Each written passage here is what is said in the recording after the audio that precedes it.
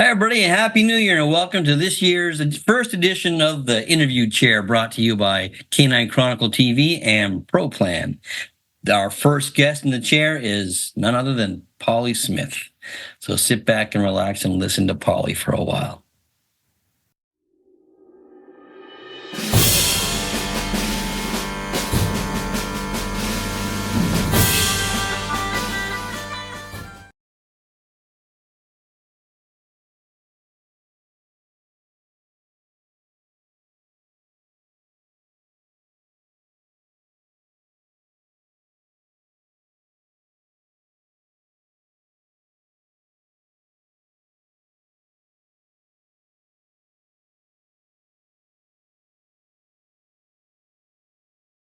Hi, everybody, Will Alexander here with this week's Interview Chair, the first one in 2024.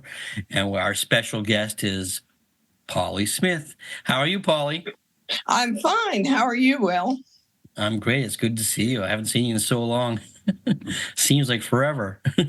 It does. It does. Did you have a good holiday? I had a wonderful holiday, yes. Excellent, excellent. Family, friends and family, I suppose. Family. I was out in Arkansas with my family. Oh, wow. That'll be fun.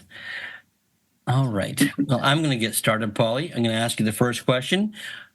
How did you get started in the sport of dogs? And if you don't mind telling us how old you were as well. Oh, all right. Well, actually, it's a very strange way that I got started in dogs. My parents were divorced, so my grandparents raised me. And they had left the farm and moved down to Columbia Pike outside Ellicott City. And so my grandmother would send me next door, and neighbor was a former teacher. And she tutored me, and she happened to have chow chows. So in order to get me to study, then I would get to play dog show with the chow chows after I'd studied in the morning. And the first dog I showed was a chow puppy, and I was 4 years old at the time. Wow. My. And then I started school, and I always was interested in the dogs because of the chows. And where did it go from there? Well, also at that time on Columbia Pike were two kennels. Bill Tootin, who was a well-known bulldog breeder judge, had a bulldog kennel down right outside Ellicott City.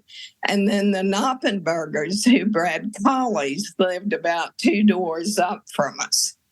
And Mr. Tootin would come up. He was a great friend of my grandfather's, and he would bring the bulldog puppies and sort of played with them and visited. And then the Knoppenbergers always had puppies, and I fooled with some of those too. So, and then I went to school and went to college and got into fox hunting and. You're going too fast now. So when did you get into fox hunting? So all through school, you didn't have much to do with the sport of dogs?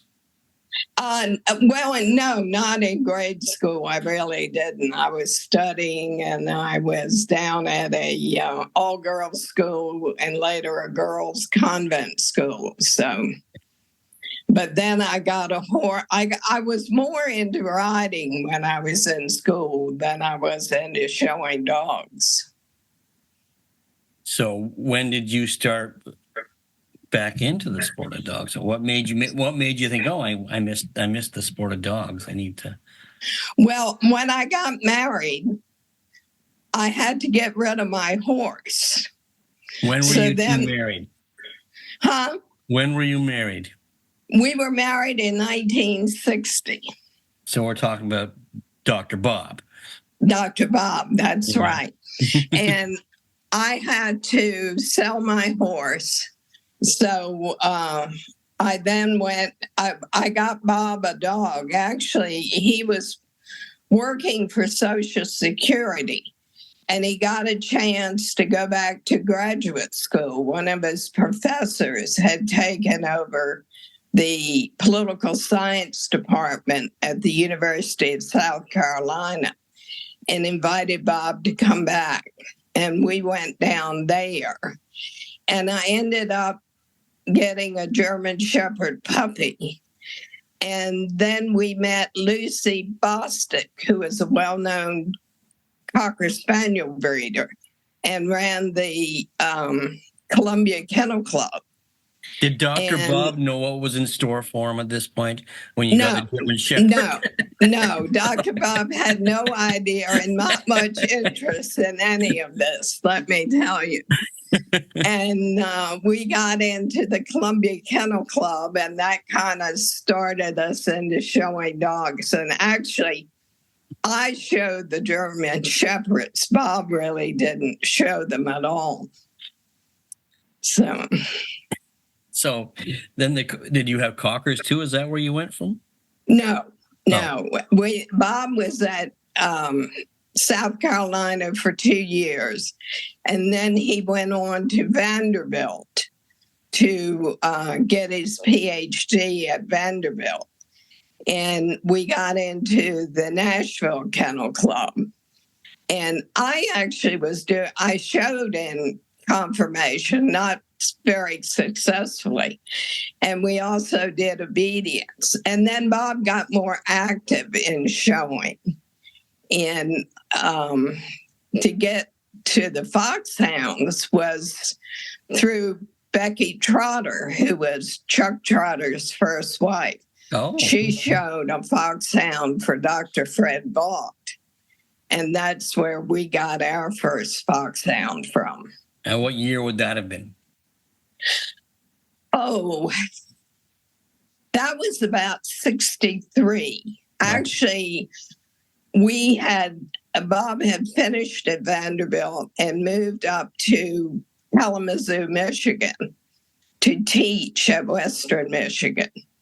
And I got Bob. At that time, we had two German Shepherds and a mixed breed dog. And I got Bob an American Foxhound as a Christmas gift. And how did it go over? It went over okay. He showed it. He showed it at a puppy match, and he won the puppy match. And Tony Stam said to him and to me, well, that's the end of German Shepherds. You all are going to be in Foxhounds. Because Bob liked to win. Oh, exactly. Well, we all like to win. And the Foxhound was much better than the German Shepherds we had. But we stayed involved with the German Shepherds. We were in the Wolverine German Shepherd Club and good friends of Stu and Bernice Stahl. So we stayed closely involved with them. So did you start breeding Foxhounds at that point, or who was this first dog you got? Was it a male or female? It was a male. The first dog we got was a puppy dog. He was about 4 months old when we got him. And we took him to some matches, and then we started showing him. And after I showed him some, and then Bob showed him some, and then we discussed it. And Bob was now I could handle one of your dogs, a new fawn, but with my dogs, I can tell you stories later of disasters in the ring with the Foxhound. But I want to hear those. Not many people knew what an American Foxhound was at that time up in the Midwest. And we decided it would be better if just one of us showed the dog. So then Bob started showing them. And he had some success, obviously. A little. When did you start breeding them?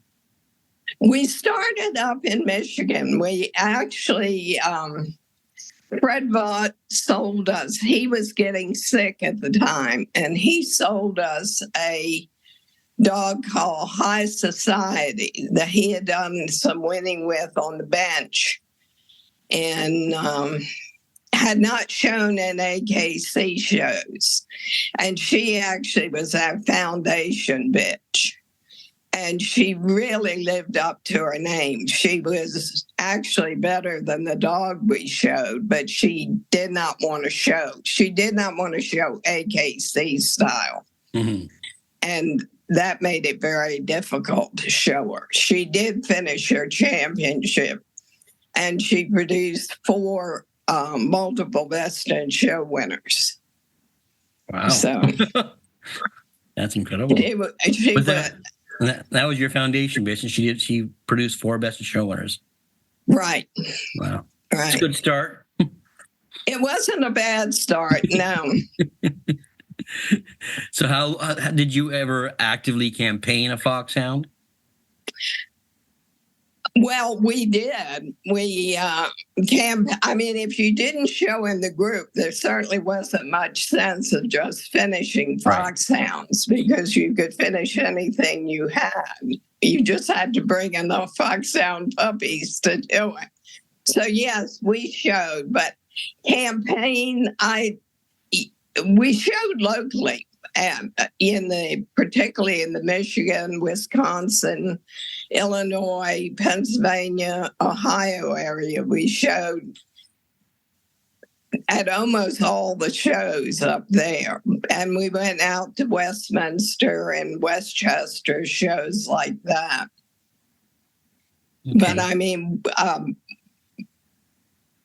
Bob worked. So if there were shows like they have now, no, we couldn't do that, because we would leave on Friday night and come back on Sunday night. So yeah, it's amazing how they do it now. Just so many shows.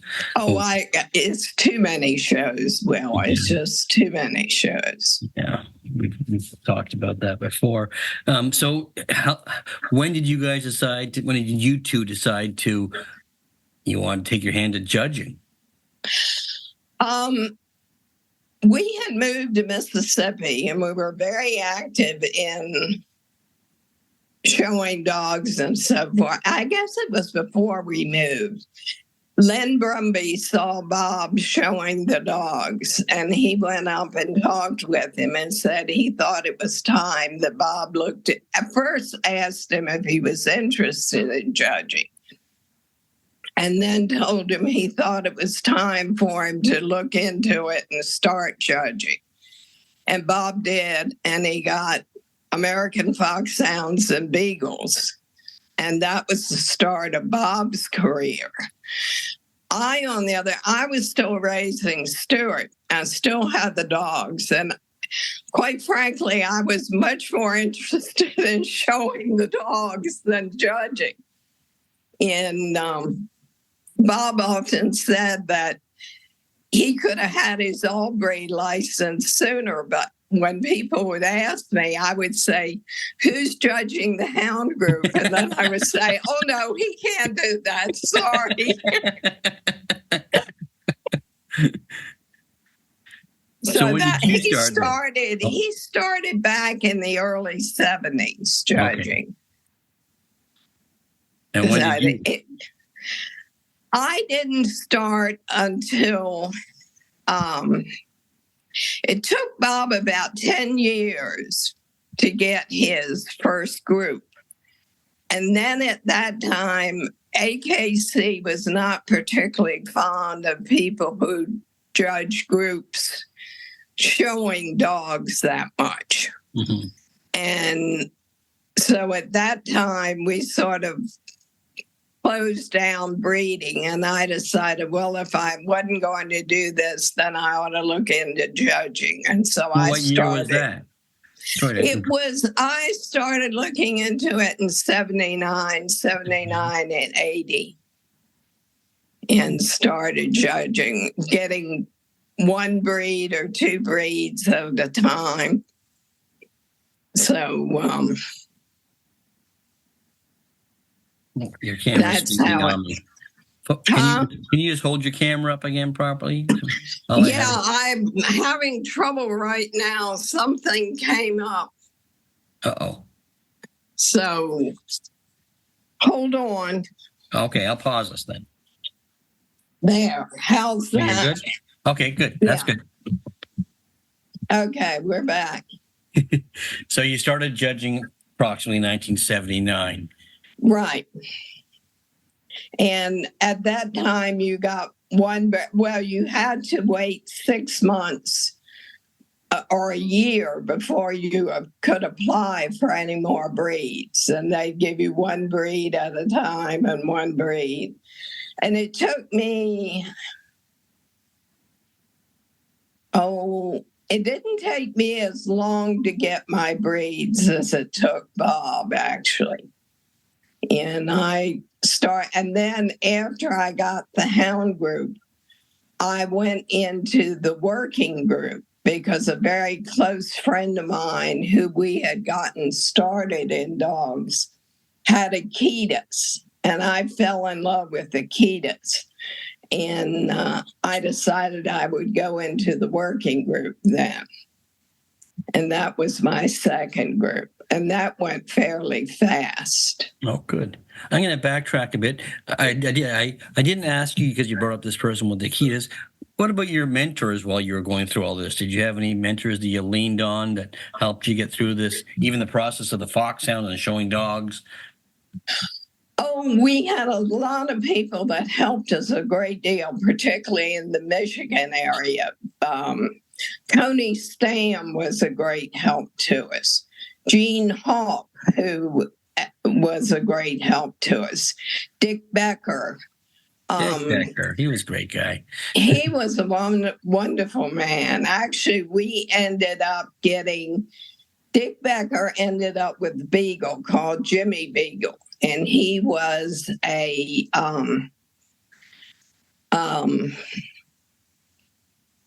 brother to the triple threat dog. Oh, wow. Okay, I didn't know that. And a number of people had this dog. And Dick ended up with him, and he didn't want him anymore. So he gave him to us for our son to show. And so that's how we ended up with Jimmy Beagle. It was absolutely a wonderful dog. He really was. Wow. It's part of Beagle history. Right. It's funny because when I was growing up, my parents had Irish setters and English cockers. So Dick Becker was one of my childhood heroes as a handler showing English cockers. So here, are we back now? Yeah, we're good. We're on. We're still going. So you had those mentors. Now you're judging. What about judging mentors? Oh, they were, particularly Maxine Beam was excellent. Yeah. I think she probably taught me more than almost anybody else. And Herman Cox, Louis Murr was tremendous. We got to spend time with Louis Murr, and he was an excellent teacher. And any number that I can think of that were very, very helpful. God. And Maxine Beam she used to come to Canada quite a bit, and we got to know her quite well. And she was one of my very favorites. She was a great judge, but also a great character. So she was. She was quite a character, but I never thought Maxine got the credit she should have as a judge. I agree with that. Yeah. She was absolute, and she was a great student of dogs too. And she told it.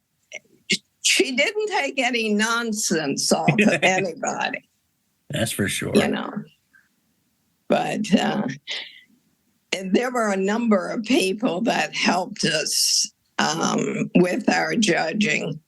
I think another judge that we learned a lot from was Hollis Wilson.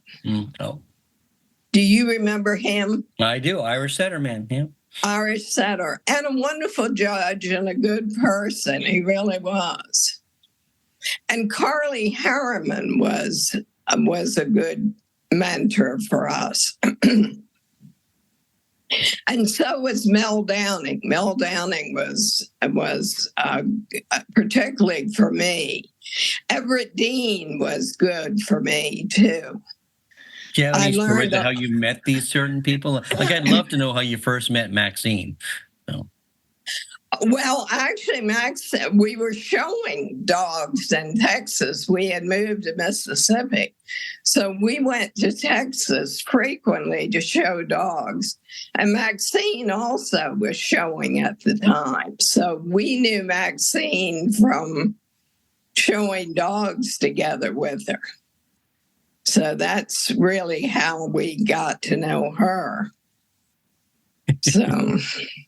And what about Hollis? How did you first meet Hollis Wilson? We met him up in Michigan when we were showing, and he was judging up there. And we got to meet him and talk with him, and he was very helpful. Well, that's the history and the education that you've gone through with the people you've mentioned.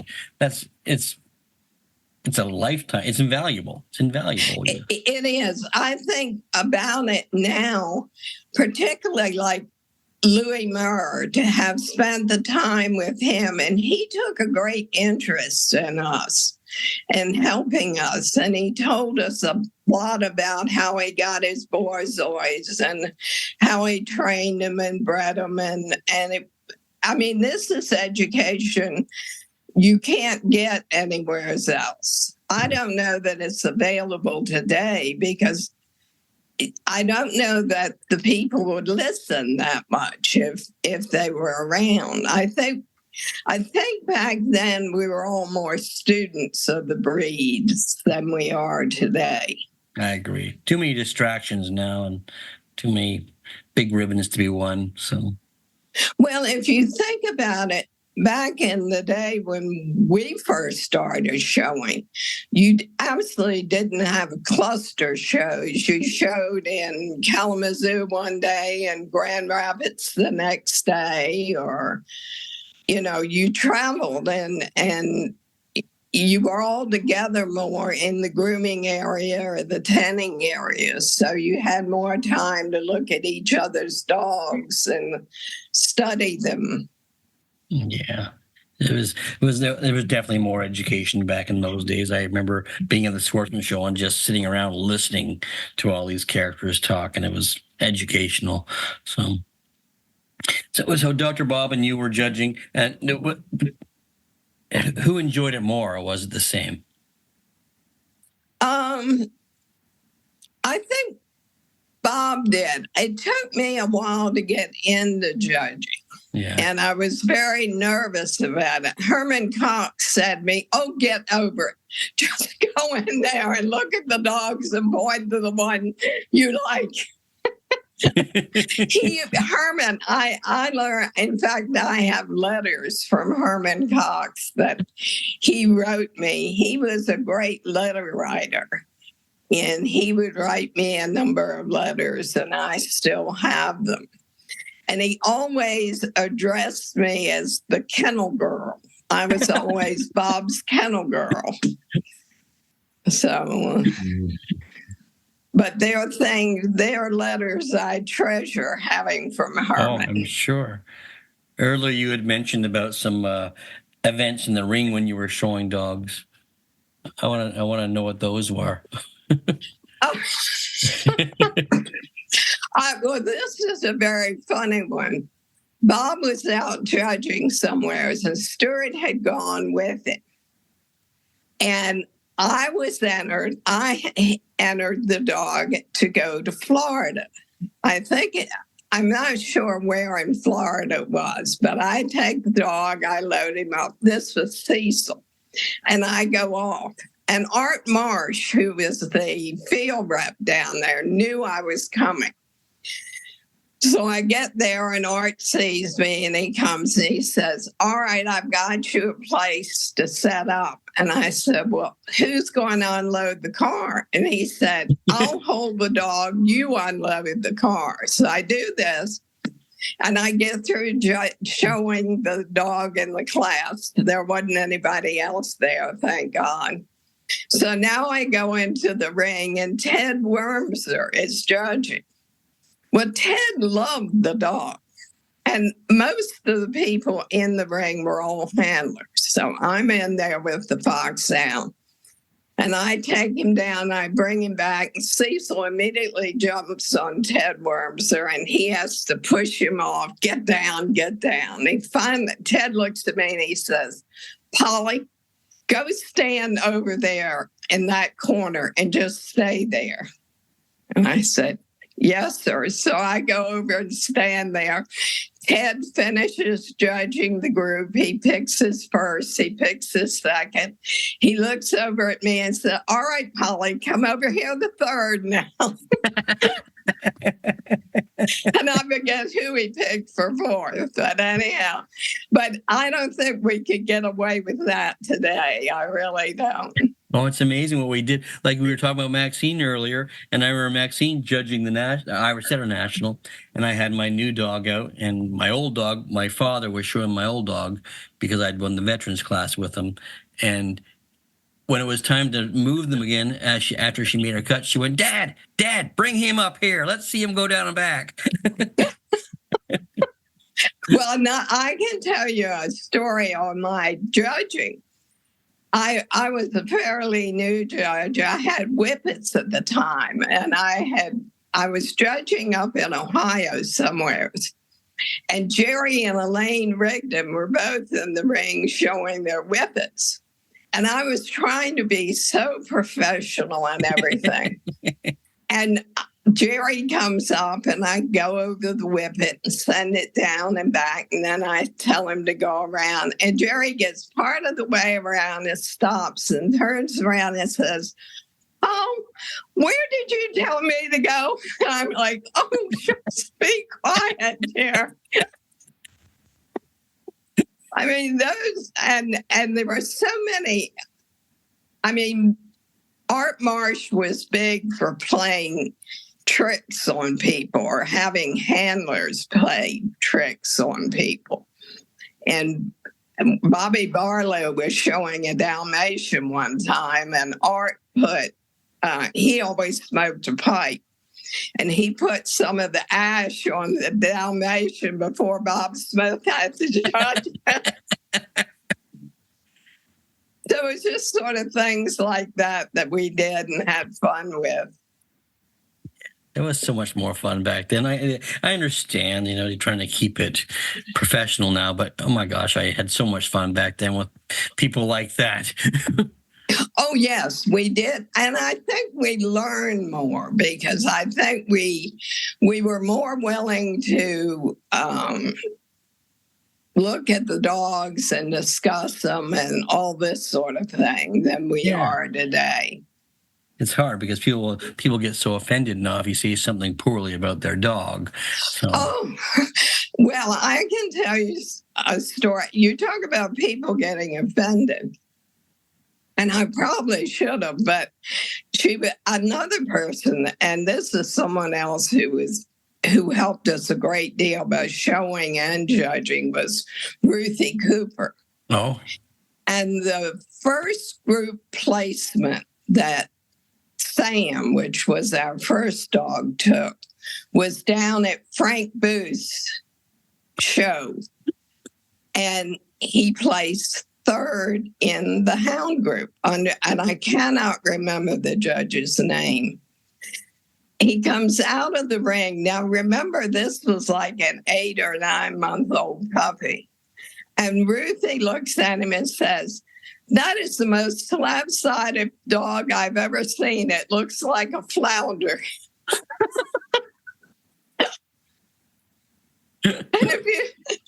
Oh, Lord. And he was slab-sided. There was no question about it.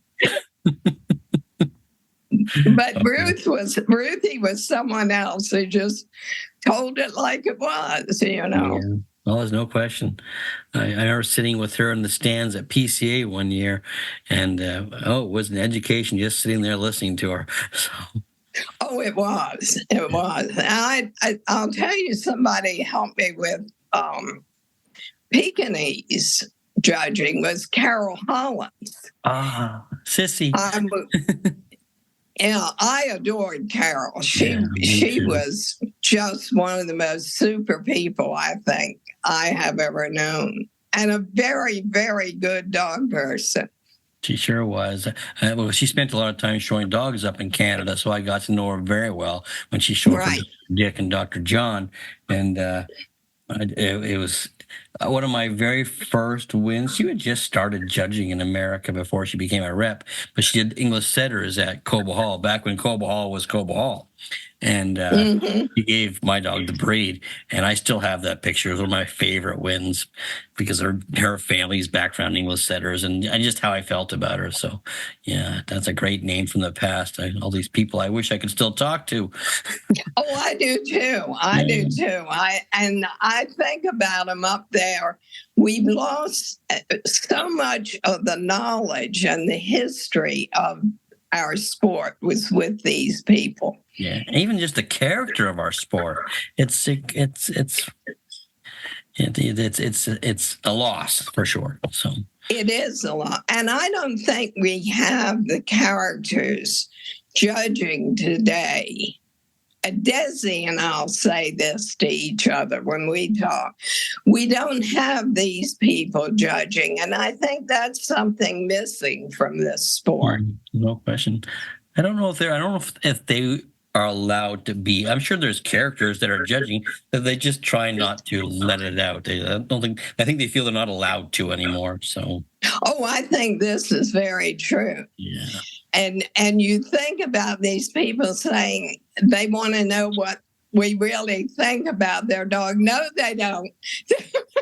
No, there's no way they want to know what we think about some of them. They just want that ribbon. Right. That's what they want, is that ribbon.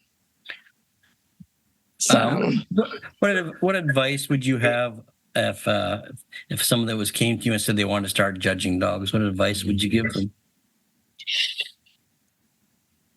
I think I would tell them to do a lot of studying on the breeds they want to judge and be willing to listen to criticism.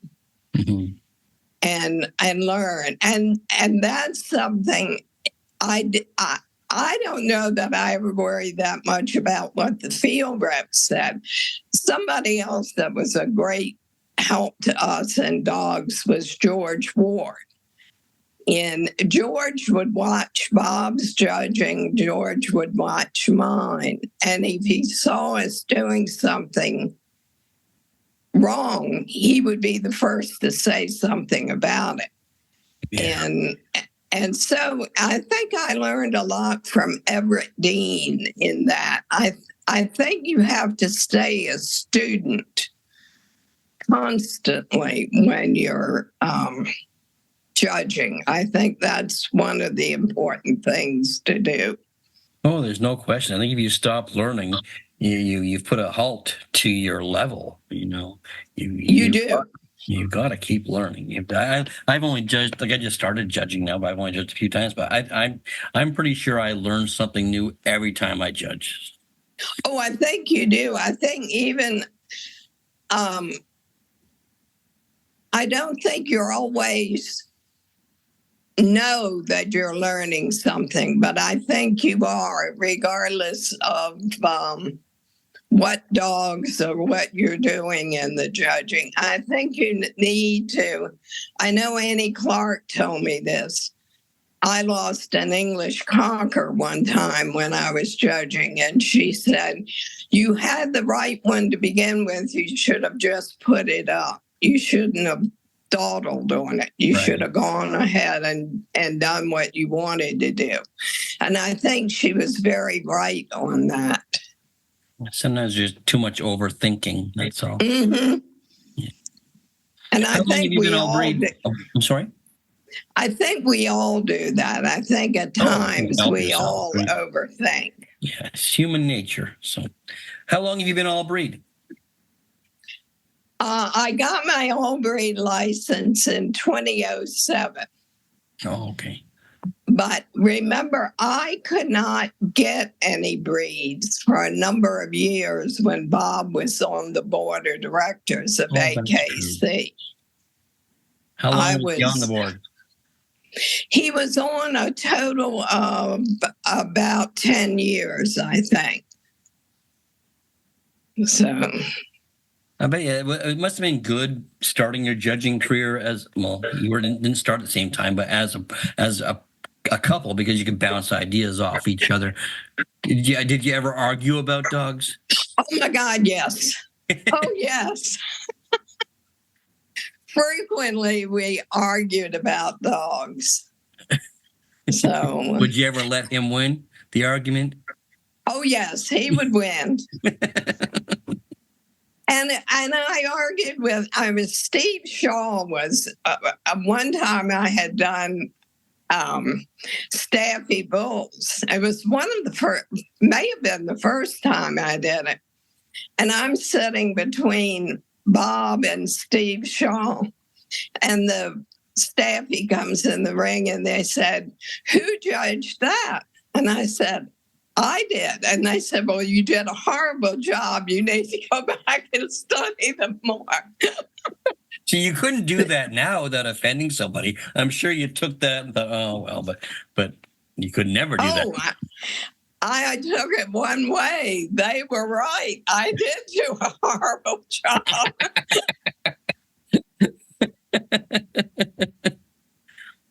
Oh, wow.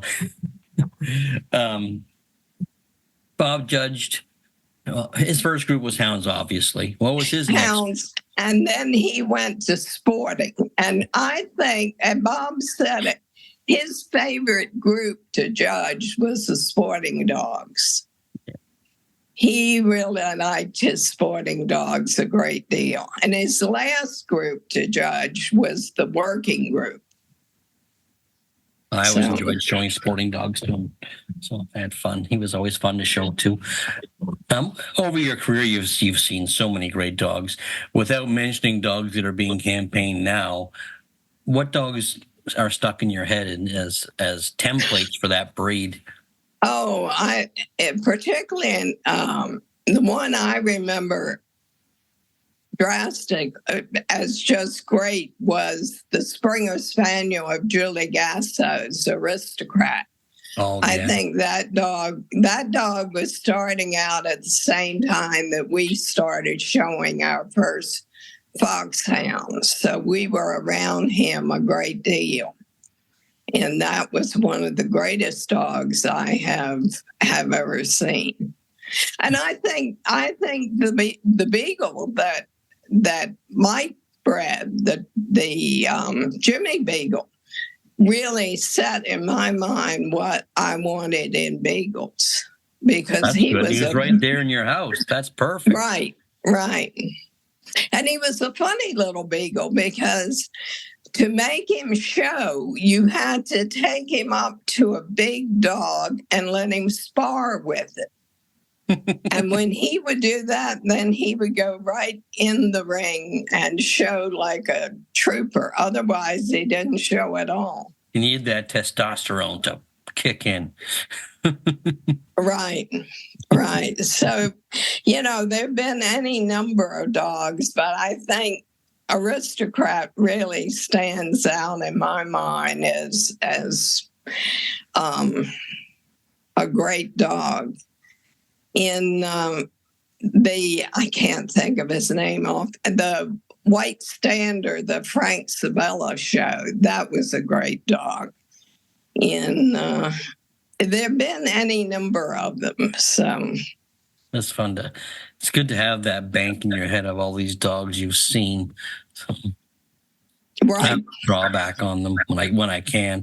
Even dogs from when I was a kid. When you look back at pictures now and think, oh, well, it seemed different, but it's everything evolves, so it's in the moment. And I think there's some dogs today that could come out and do very well that were shown years ago. Oh, there's no question. Look at them, and you think there were some English setters that I look in the English setter book, and oh my, if they came out today, they would sure have a lot of fun. So that was another judge that we knew not as well as some of the others was Dr. Mitten, who was a big English setter breeder. And wow. We knew him too. So what's next for you? What have you got coming up? You're always busy. I'm off for 3 months. I'm just sitting here vegetating for 3 months. And then I start back judging. So I'm not sorry to be home. I enjoy my house and everything. I can't be outside as much. It's so cold. But you still have a dog? No, I don't have any dog. I have actually they're not mine, but they're in my pasture. I have donkeys and some horses. Oh wow. And our neighbor has a big horse farm, and and I have a cat, so I'm not totally without animals. Do you know what your next show is? Yeah, do you remember? Yes, it's the end of March down in Georgia. Oh, nice. So for some reason, I thought we were on a panel together somewhere. I can't remember. Oh well. I don't know. Since we don't get the printed premium list anymore, I never know who's on the panel till you get there. For some reason, I thought I was looking at InfoDog, and I thought I saw that. Oh my! I think I'm on a panel with Polly. That's great. So maybe I'm wrong. That would be wonderful. I hope you are.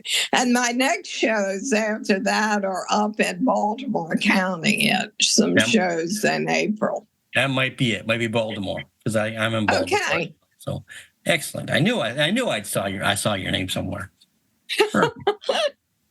Well, I really appreciate your time, Polly, and I know it took a while for us to get this organized, so I'm glad you helped me out and did this for me. So, well, thank you. I thoroughly enjoyed it. We probably could talk for hours more. We probably could, but then I get in trouble from Tom. I have too much time on there. Okay. He never gives me trouble. He's great. All right. Well, I look forward. I hope it's Baltimore. I see you at. That'll be great. Are you going to come to Westminster as well? No, I have a judging assignment that I had taken before I knew about the date for Westminster, so I won't be there this year. Well, that's a shame. Well, all right. Well, again, thank you so much for doing this for us. I'm sure everybody's going to be thrilled to catch up with you and see you. Thank you. Well, you have a good year. You too. Thank you, Polly. It was great catching up with you, and you're the same witty person you've always been. I really appreciate your time. If you like what you see here, make sure you press the like, share, and subscribe button. And don't forget about the podcast with Wayne Kavanaugh and myself. And if you want to get a hold of me, get a hold of me at dogshowtips@gmail.com. My website is Will Alexander's Dog Show Tips, and we'll see you next time.